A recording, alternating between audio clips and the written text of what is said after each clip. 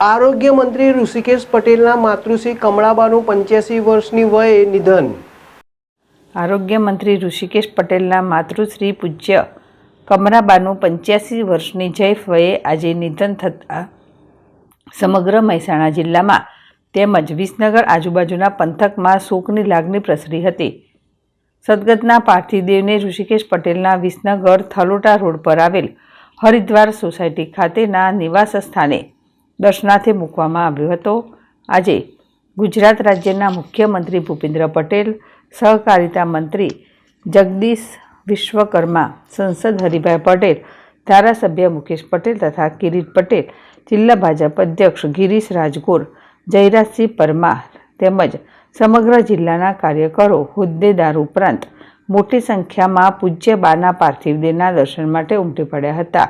મુખ્યમંત્રી ભૂપેન્દ્ર પટેલે પૂજ્ય કમળાબાના પાર્થિવ દેહના દર્શન કરી સદગતના આત્માની સદગતિ માટે પ્રાર્થના કરી હતી અને કેબિનેટ મંત્રી ઋષિકેશ પટેલના પરિવાર સાથે સમય કાઢી પરિવારને હિંમત અને સાંત્વના પાઠવી હતી.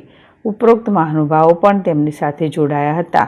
પૂજ્ય કમળાબાના પાર્થિવ દેહની અંતિમ ક્રિયા સિદ્ધપુર ખાતે લઈ જવામાં આવ્યો હતો, જ્યાં પાંચ મહાભૂતમાં વિલીન કરવામાં આવ્યો હતો. ભાવિન ભાવસાર, જેડેશ ટીવી, મહેસાણા.